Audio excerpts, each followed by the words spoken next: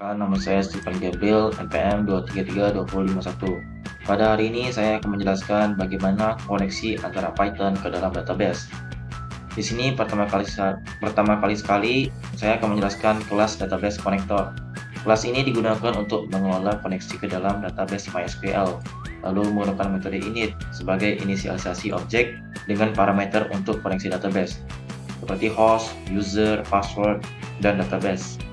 Nah, self connection-nya sendiri diinisialisasi sebagai none. Lalu ada metode close connection untuk menutup koneksi ke database jika koneksi tersebut ada, lalu mencetak pesan connection close. Lalu ada metode test connection untuk mencoba menghubungkan ke database dengan memanggil connect to database. Lalu memeriksa apakah koneksi berhasil dengan metode is connected dari objek koneksi.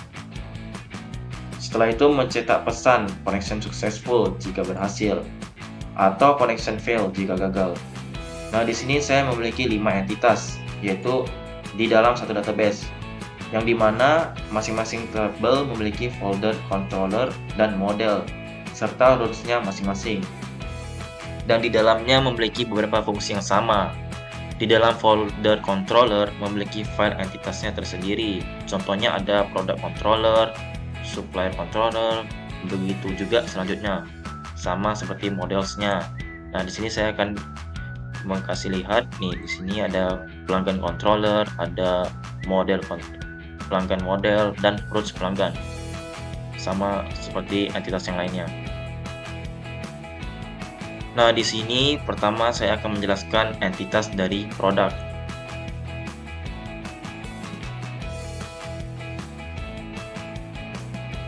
Kelas ini digunakan untuk mengelola operasi CRUD. Seperti CRUD itu yaitu create, read, date, delete untuk entitas produk dalam database MySQL. Sama juga saya menggunakan metode init.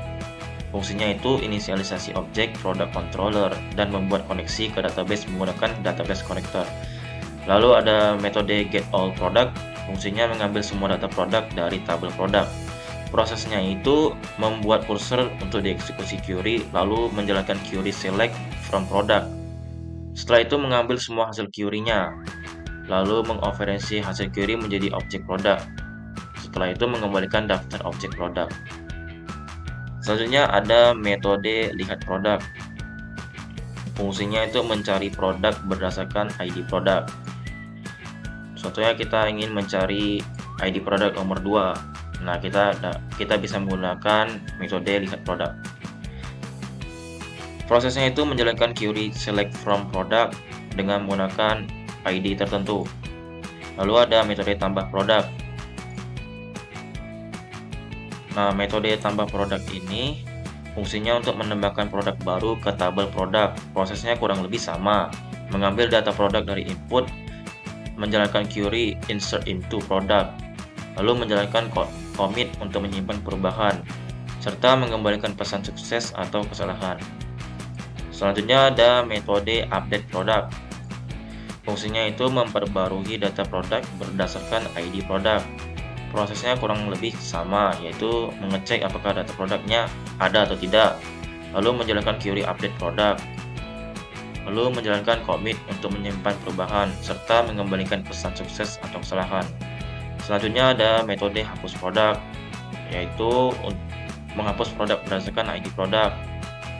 Prosesnya itu menjalankan query delete from product. Kita masuk ke dalam modelsnya, product models.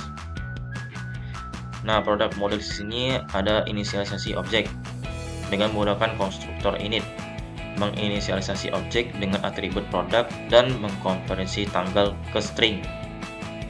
Dari dictionary ke objek, from dict itu adalah metode statis yang membuat objek produk dari dictionary. Lalu ada objek ke dictionary, to dict mengoferensi objek produk menjadi dictionary. Dengan menggunakan metode from dict dan to dict, kita dengan mudah mengkonversi antara objek produk dan dictionary yang sangat berguna untuk operasi CRUD. Lalu kita masuk ke dalam rootesnya, rooters produk. Nah, di sini kita masuk ke dalam routes product. Dari from flash import blueprint. Blueprint ini digunakan untuk membuat blueprint flash. Lalu ada request, digunakan untuk mengakses data permintaan HTTP. Lalu ada JSONify, digunakan untuk mengubah objek Python menjadi JSON yang dapat dikembalikan sebagai respons HTTP. Lalu ada product control, kontrol yang mengelola logika bisnis untuk entitas produk. Ada inisialisasinya, itu membuat instance blueprint, product routes, dan controller. Product controller. Di sini ada product routes dengan menggunakan metode get. Dev lihat product. Rute ini menangani permintaan get ke produk menggunakan metode lihat produk dari product controller untuk mengambil daftar semua produk, lalu mengembalikannya hasil dalam format JSON menggunakan JSONify. Selanjutnya ada product routes, metode get-nya dalam dev cari produk. Rute ini menangani permintaan get ke produk di mana menggunakan ID produk. Metode cari produk dari product controller untuk mengambil data produk dengan ID tertentu. Selanjutnya ada metode post. Rute ini menangani permintaan post ke produk. Menggunakan metode tambah produk dari product controller untuk menambah produk baru dengan data yang diberikan. Selanjutnya kita masuk ke dalam APPPY. APPPY ini merupakan script untuk menjalankan aplikasi web menggunakan Flash, sebuah framework web berbasis Python. Script ini mengatur koneksi ke database dan mengelola routes untuk berbagai entitas seperti produk, pelanggan, transaksi, detail, dan supplier. Nah, codingan ini mengimport modul Flash dan berbagai blueprint untuk rute-rute dari file lain. Blueprint ini digunakan untuk mengorganisir rute-rute aplikasi dalam beberapa modul. Di sini ada app flash. Nah, baris ini membuat instance aplikasi flash.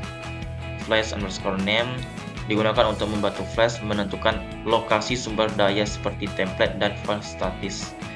Lalu ada DB connector. Di sini instance database connector dibuat untuk mengelola koneksi ke database. Nah, metode test connection kemungkinan besar digunakan untuk memastikan bahwa koneksi ke database berhasil. Lalu ada app register blueprint ke dalam produk, pelanggan, transaksi, detail, dan supplier. Bagian ini mendaftarkan berbagai blueprint ke aplikasi Flash. Setiap blueprintnya berisi rute dan logika terkait untuk masing-masing entitas ke dalam produk, pelanggan, transaksi, detail transaksi, dan supplier. Nah, ini dengan mudah untuk membantu dalam mengorganisir kode menjadi modul-modul yang lebih mudah dikelola. Pada if name sama dengan main ini, kode ini memastikan bahwa aplikasi Flash dijalankan hanya jika script ini dieksekusi secara langsung. Selanjutnya kita akan masuk ke dalam percobaannya. Nah, sebelum kita masuk ke dalam request, di sini saya akan memperhatikan beberapa entitas. Kurang lebih sama seperti saya jelaskan dalam entitas produk. Di sini ada detail transaksi. Di dalamnya ada controller, detail controller. Nah, bisa dilihat fungsinya sama, bisa melihat data sesuai ID, dan juga menambah data. Nah, di sini kecuali dalam data transaksi ini kita tidak dapat mengupdate data transaksi dan juga tidak dapat menghapus data transaksi karena dapat memanipulasi data. Kita masuk ke dalam pelanggan. Pelanggan kurang lebih sama seperti produk. Fungsinya dapat melihat data pelanggan sesuai dengan ID, melihat semua data pelanggan, lalu mencari data pelanggan, lalu menambah data pelanggan, mengupdate, serta menghapus. Di sini juga ada supplier, kurang lebih sama, dan juga ada transaksi. Transaksi ini data yang kita dapat data yang kita dapat ini dari entitas dari foreign key, ID transaksi, dan ID pelanggan. dan juga kita dapat mencari data transaksi menggunakan ID transaksi dan melihat semua data transaksi. Dan juga kita dapat menambahkan data transaksi menggunakan ID pelanggan. Dan juga mengupdate data transaksi menggunakan ID transaksi. Nah, di sini seharusnya kita tidak memperbolehkan menghapus data transaksi, sama juga dapat digunakan sebagai manipulasi data. Selanjutnya kita akan masuk ke dalam refresh. Nah, di sini percobaannya, jika kita ingin melihat data produk yang kita telah buat, kita menggunakan IP address kita, lalu kita slash product menggunakan fungsi get. Nah, bisa dilihat di sini, ini merupakan data-data saya. Lalu jika kita ingin melihat satu data produk aja, kita menambahkan satu foreign key dari data produk. Nah, seperti ini contohnya 2. Jadi kita ingin melihat data produk 4 bisa juga seperti ini. Nih, 4. Lalu jika kita ingin menambahkan sebuah data produk, kita menggunakan fungsi content type lalu application JSON. Lalu di sini kita coba mengganti namanya menjadi mobil, laptop mobil. Kita send request. Nah, jika berhasil maka akan diberikan data produk telah ditambahkan. Lalu kita cek laptop mobil. Nah, ini ya sudah berhasil. Lalu jika kita ingin mendelete data produk, contohnya kita ingin menghapus data produk ID-nya 14, kita send request. Nah, data produk sudah berhasil.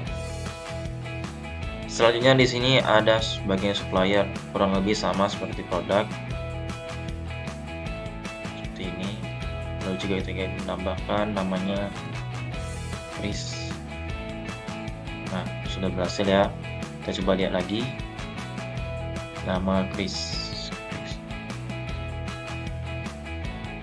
Nah, ini ya sudah berhasil.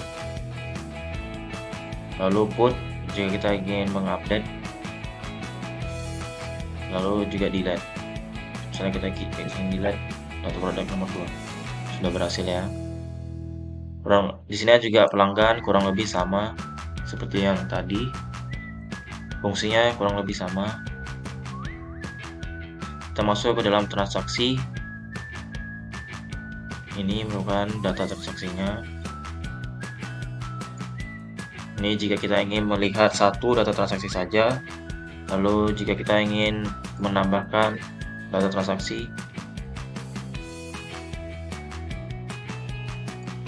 nah seperti ini ya.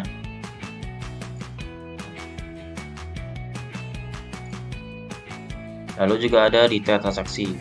Nih, seperti ini data-datanya. Ini merupakan foreign key dari tabel detail, ini foreign key-nya detail transaksi. Lalu ini ada foreign key dari produk dan foreign key dari tabel transaksi. Detail ini merupakan primary key dari tabel detail transaksi.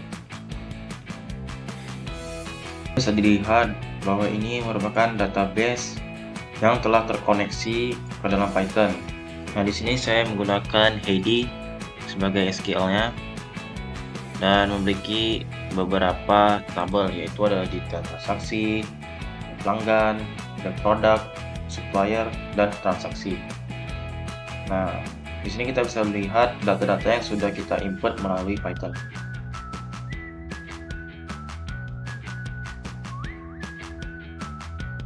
Nah, dalam detail transaksi ini, subtotal dan total ini sudah otomatis, jadi kita tidak perlu menginputnya secara manual. Sekian dari presentasi saya, semoga penjelasan yang saya berikan dapat bermanfaat untuk kita semua. Mohon maaf jika ada kesalahan kata. Terima kasih.